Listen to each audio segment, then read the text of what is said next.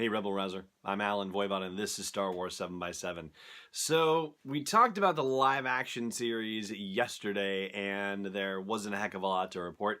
There's perhaps less even than that to report for what David Benioff and D.B. Weiss have going on in the development of the Star Wars movie series that they are supposed to be working on for Lucasfilm. Now, this much we know: they are still involved in the production of the final season of Game of Thrones. Filming is still going on for that, so yeah, they've still got a lot of work to get done. We did find out that Jon Favreau had done some work on the live action series, even though he was still in the middle of working on finishing up the Lion King movie that he's working on right now. But this is the most recent development there, of course. It's one of those situations where anytime somebody's doing a press junket for something, they're asked about something Star Wars related for it, and, you know, that's how it goes. Well, this is an unusual situation because Emilia Clarke, who is, of course, Qi'ra in Solo: A Star Wars Story, also works with the Game of Thrones guys, and so she was asked about what she thought the Game of Thrones guys might do for Star Wars. And this interview with Variety, and this is on their YouTube channel, this is what she had to say about it. What they brought to fantasy as a genre that people are like appreciating on a much grander scale, putting all of that creativity and all of that skill and all that intellect into something that already has so much. I think it's just going to be like Star Wars on acid. Like, it'll be amazing. I can't wait. All right, so that's a rather provocative idea, Star Wars on acid. Let's just start by saying that I personally have never dropped acid, so I can't even begin to imagine what exactly that might entail or what that experience might be like.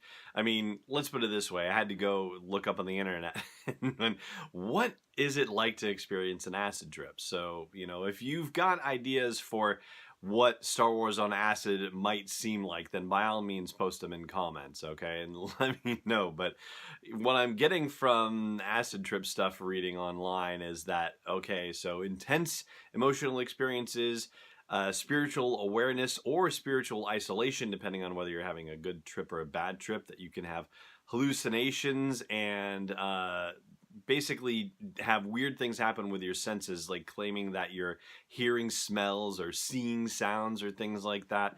So, I mean, I don't think we can take that sort of thing too literally per se. Like, oh my gosh, can you imagine the Star Wars where people are going to be hearing sound or hearing smells and seeing sounds or anything like that? Probably not that crazy, but I think what Emilia Clarke is trying to get at is that we are only going to see something very unexpected and wild from the creators of the TV show version of Game of Thrones. And just as a brief refresher, they are working on a series of movies that will not have anything to do with the Skywalker saga, and it will also not have anything to do with the trilogy of movies that Rian Johnson is beginning work on.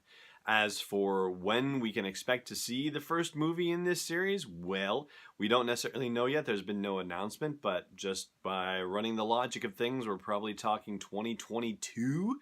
And that's on the presumption that we're getting, you know, December 2019, that would be episode 9. And then 2020, we're getting Indiana Jones. And so, you know, they've got to focus on that. And then in 2021, probably, we've got Rian Johnson's first movie in his trilogy, because he'll be starting work on it this year and give him about 3 years to get everything in place. And so, you know, the Game of Thrones guys are going to finish up Game of Thrones in 2019, give them 3 years to get their act together and get everything, you know, sorted out, sculpted out, all that good stuff, and time to actually pay attention to that exclusively. We'll call it 2022 for the time being. And that's going to do it. It's a light news day comparatively for this stuff. So, you know, not bad to have a light news day once in a while.